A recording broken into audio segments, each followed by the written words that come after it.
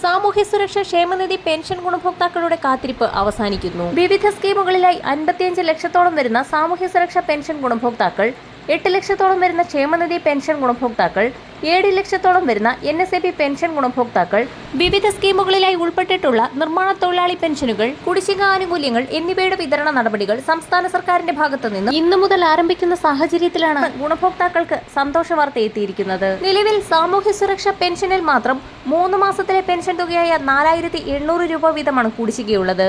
കുടിശ്ശിക പെൻഷനും ഇതോടൊപ്പം തന്നെ നിർമ്മാണ മേഖലകളിൽ കാലങ്ങളോളമായി മുടങ്ങിക്കിടക്കുന്ന പെൻഷൻ തുകയിൽ ഒരു വിഭാഗം പെൻഷനും, സർക്കാർ അർദ്ധ സർക്കാർ ജീവനക്കാർക്കുള്ള ആനുകൂല്യങ്ങൾ, പെൻഷൻകാർക്കുള്ള ക്ഷാമബത്ത, ക്ഷാമാശ്വാസം എന്നിവയടക്കമുള്ള വിതരണവും കൂടി സംസ്ഥാന സർക്കാരിന്റെ ഭാഗത്തു നിന്നും സാമ്പത്തിക വർഷം അവസാനിക്കുന്ന സാഹചര്യത്തിൽ ആരംഭിക്കുന്നു. കേന്ദ്രത്തിന്റെ ഭാഗത്തു നിന്നും വീണ്ടും സംസ്ഥാനത്തിന് കൂടുതൽ വായ്പാനുമതി ലഭ്യമായ സാഹചര്യത്തിലാണ് സർക്കാർ നടപടികൾ വേഗത്തിലാക്കുന്നത്. സാമൂഹ്യ സുരക്ഷാ പെൻഷൻ ഗുണഭോക്താക്കളെ സംബന്ധിച്ചിടത്തോളം ആദ്യഘട്ടം എന്നോണം മാർച്ച് മാസത്തിലെ 1600 രൂപ വീതം വരുന്ന ആഴ്ച മുതൽ അക്കൗണ്ടുകളിലേക്കും കൈകളിലേക്കും എത്തിച്ചേരും.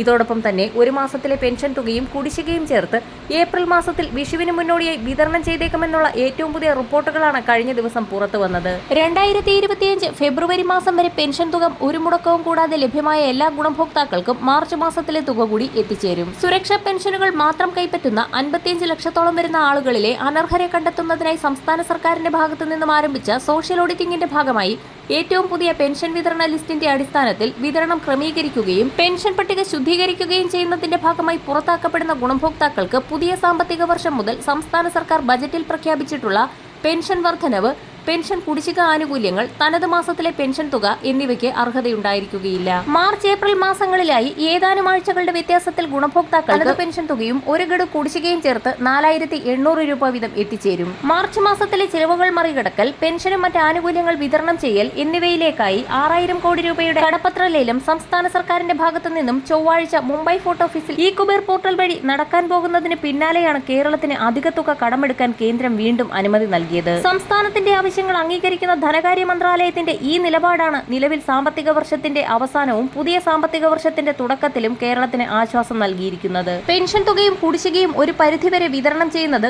പെൻഷൻ ഗുണഭോക്താക്കളെ സംബന്ധിച്ചിടത്തോളം ആശ്വാസകരമായി തീരും. വരും ദിവസങ്ങളിലെ എല്ലാവിധ പെൻഷൻ അറിയിപ്പുകളും സർക്കാർ വാർത്തകളും ആദ്യം തന്നെ നിങ്ങളിലേക്ക് എത്തുന്നതിനായി ചാനൽ സബ്സ്ക്രൈബ് ചെയ്യാൻ മറക്കാതിരിക്കുക.